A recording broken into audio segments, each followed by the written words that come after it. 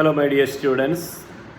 In this video we will discuss about the remaining three forms of power sharing.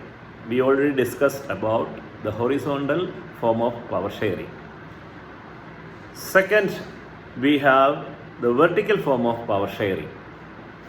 When we say vertical, it is something like a ladder. On the top step, we have the central government or the union government. In India, we have the parliament. And below the central government, we have the state governments. As I said, the members of the legislative assembly and members of the legislative council, etc. in the second level. Third level, we have the local governments, the panchayats, the municipalities, the corporations, etc. So, the central government governs the entire country, and the state governments govern their respective states, and the local governments govern the respective panchayats and municipalities and corporations. So this is a vertical form of arrangement.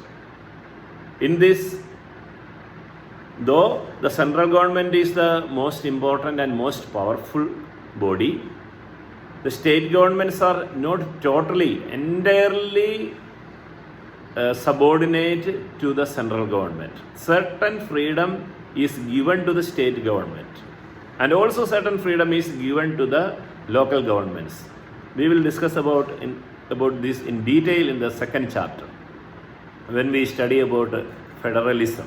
This form of arrangement is called federal government, where there are more than one level of government.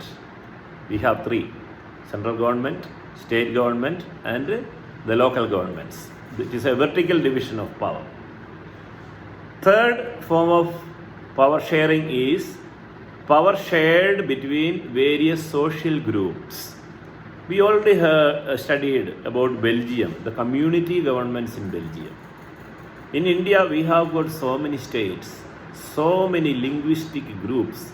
It is said there are more than 1,650 spoken languages in India. So we cannot have 1,650 governments based on the language. We have got so many religions in the country. Even within the religion, various sects are there. So we cannot form governments on the basis of religion either. So we have certain power ensured. Even though we don't have separate governments for these communities, we ensure that power is shared between all the communities. You must have already heard about the word reservation.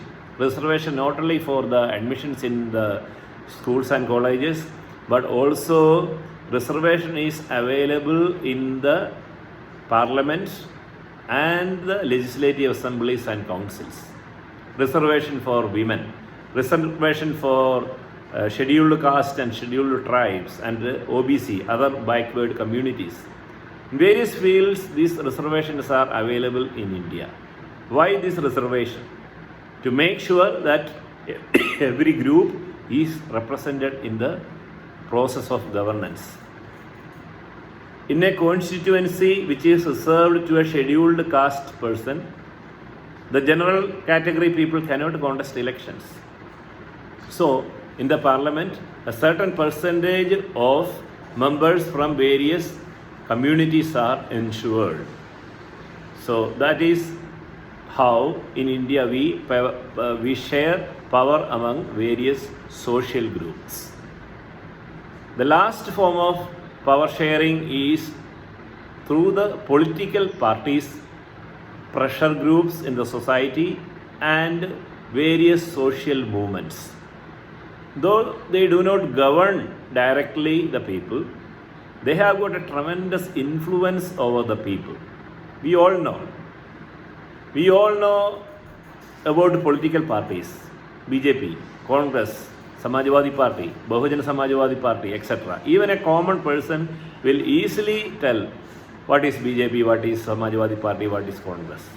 But if you ask them what is horizontal form of power sharing, vertical form of power sharing, they may not be able to explain anything. But they know about political parties. Every person is influenced by the political parties and the pressure groups There are pressure groups, various social organizations, associations, and also movements.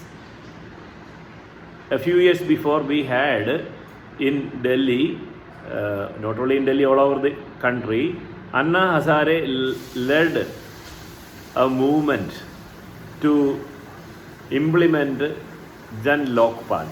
It was a movement, it was not a political party. Obviously, after this movement, a new party was formed, Aam Aadmi Party, led by Mr. Arvind Kejriwal. So sometimes the pressure groups and social movements can lead to the formation of a political party. Whatever be it, it is very clear that these political parties and social groups and movements have got a tremendous impact on the people. We will study in detail about political parties in the 6th chapter, and also there is a separate chapter for the movements. So just understand for the time being, the power is shared to the people through the channel of political parties and pressure groups and movements. The policies are made, opinions are made.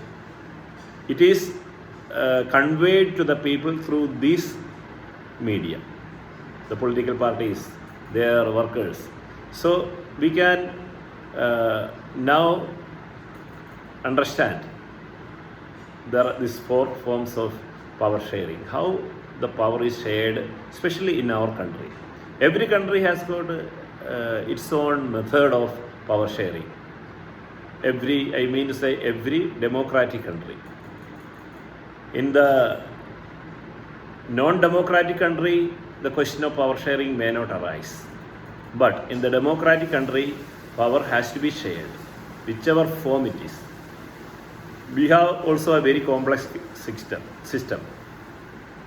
Horizontal way of arrangement, vertical way of arrangement, power shared between the social groups, among the political parties, etc. So one reason we find, in spite of having so many diverse communities in our country on the basis of language, religion, culture, etc., India is still an integrated nation because of these arrangements. Our constitution ensures that every community is recognized. Time to time, some particular communities may dominate, but it is not an absolute domination over the others. The constitution is there to safeguard that power is shared in India. So we will study about these particular arrangements, how the federal system works, how the political parties are exercising influence over the people, how various diversities like caste, gender and religion influence the people in the coming chapters. So till then, bye. All the best.